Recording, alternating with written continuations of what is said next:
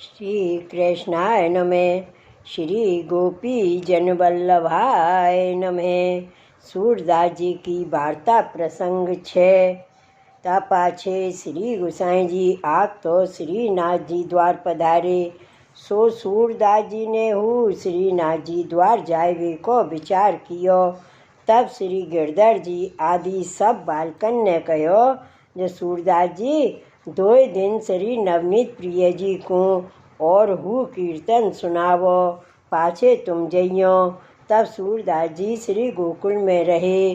सो तब श्री गिरधर जी सो श्री गोविंद राय जी, श्री बालकृष्ण जी और श्री गोकुलनाथ जी ये तीनों भाई कहे जो ये सूरदास जी जैसो श्रृंगार श्री नवनीत प्रिय जी को होत है तैसे ही वस्त्र आभूषण वर्णन करत हैं। सो एक दिन अद्भुत अनोखो श्रृंगार करो और सूरदास जी को जनावो मती। सो देखें ये कीर्तन कैसे करत हैं। तब गिरधर जी ने कहो जो ये सूरदास जी भगवदीय हैं सो इनके हृदय में स्वरूपानंद को अनुभव है। तासो जैसो तुम श्रृंगार करोगे सो तैसो ही पद सूरदास जी वर्णन करके गावेंगे। तासों भगवदीय की परीक्षा नहीं करनी। तब उन तीनों बालकन ने श्री गिरधर जी सो कही जो हमारो मन है सो या में कछु बाधा नहीं है। तब श्री गिरधर जी कहे जो सवारे श्री नवनीत प्रिय जी को श्रृंगार करेंगे सो अद्भुत श्रृंगार करेंगे। तब पाछे सवारे श्री गिरधर जी तीनों बालकन सहित श्री नवनीत प्रिय जी के मंदिर में पधारे और सेवा में नहाए। पाछे श्री नवनीत प्रिय जी को जगाए। ता पाछे भोग धरियो फिर नहवाए के श्रृंगार धरावन लागे। सो अषाढ़ के दिन हते ताते गर्मी बहुत। सो श्री नवनीत प्रिय जी को कछु वस्त्र नहीं धराए। सो मोतिन की 2 लर मस्तक पर, मोती के बाजू पहुँची, कटी किंकनी नूपुर हार सब मोतिन के, तिलक नकवेसर करण फूल और कछु नहीं। सो सूरदास जी जगमोहन में बैठे हते। सो इनके हृदय में अनुभव भयो। तब सूरदास जी अपने मन में विचारे जो आज तो श्री नवनीत प्रिय जी को अद्भुत श्रृंगार किया है। ऐसो श्रृंगार तो मैंने कबहू देखियो नहीं और सुनियो हूँ नहीं, जो केवल मोती धराए हैं और वस्त्र तो कछु धराए हैं नहीं। तासों आज मुँह को कीर्तन हु अद्भुत गायो चाहिए।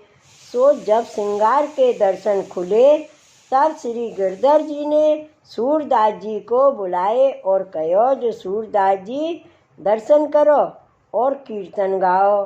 तब सूरदास जी ने बिलावल में यह कीर्तन करके श्री नवनीत प्रिय जी को सुनायो। सो पद देखे री हरि नंगा मनंगा, देखे री हरि नंगा मनंगा, जलसुत भूषण आंग विराजत, बसनहीन छवि उठत तरंगा, देखे री हरि नंगा मनंगा, अंग अंग प्रति अमित माधुरी, निरखी लज्जित रत कोटि अनंगा, किलकत दद सुत मुख लेपन करे, सूर्य हसत ब्रज युवतिन संगा। सो सुन के श्री गिरधर जी आदि सगरे बालक अपने मन में बहुत प्रसन्न भये और सूरदासों कहने लागे जो सूरदास जी यह तुम कहाँ गाए तब सूरदास जी ने विनती कीनी, जो महाराज जैसो आपने अद्भुत श्रृंगार कियो तैसो ही मैंने अद्भुत कीर्तन गायो है। तब सगरे बालक यह सुन के सूरदास जी के ऊपर बहुत प्रसन्न हुए। सो ए सूरदास जी श्री आचार्य जी महाप्रभु के ऐसे परम कृपा पात्र भगवदीय हैं। सो इनको श्री ठाकुर जी नित्य हृदय में अनुभव करावते। ता पाछे श्री गिरधर जी आप सूरदास जी को संग लेके श्रीनाथ जी द्वारा आए। तब श्री गिरधर जी ने सब समाचार श्री गोसाई जी सो कहे। जो या प्रकार अद्भुत श्रृंगार श्री नवनीत प्रिय जी को सगरे बालकन के मनोरथ सो कियो। सो सूरदास जी ने ऐसो ही कीर्तन कियो, सो इनके हृदय में अनुभव है। तब श्री गोसाई जी आप श्री गिरधर जी सो कहे, जो सूरदास जी की कहा बात है, जो ये पुष्टि मार्ग के जहाज हैं, सो भगवत लीला को अनुभव इनको अष्ट प्रहर है। सो ये सूरदास जी श्री आचार्य जी के ऐसे कृपा पात्र भगवदीय हते। श्री वल्लभाधीश की जय, श्री गोकुल नाथ की जय। वार्ता प्रसंग 7। और सूरदास जी के पास एक ब्रजवासी को लड़का हतो। सो सब काम काज सूरदास जी को करतो। ताको नाम गोपाल हतो। सो एक दिन सूरदास जी महाप्रसाद लेन को बैठे। तब बा गोपाल सो सूरदास जी कहे, जो मुँह तू लोटी में जल भर दीजो।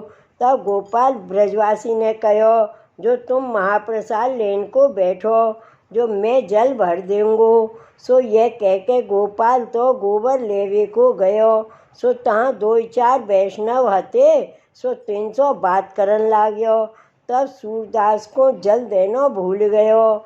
और सूरदास जी तो महाप्रसाद लेन बैठे। सो गले में कौर अटक्यो। तब बाएं हाथ सो लोटा इत उत देखन लागे। सो पायो नहीं। तब गले में कौर अटक्यो, सो बोलियो न जाए। तब सूरदास व्याकुल भये। सो इतने में श्रीनाथ जी सूरदास जी के पास आए के अपनी झाड़ी धर आए।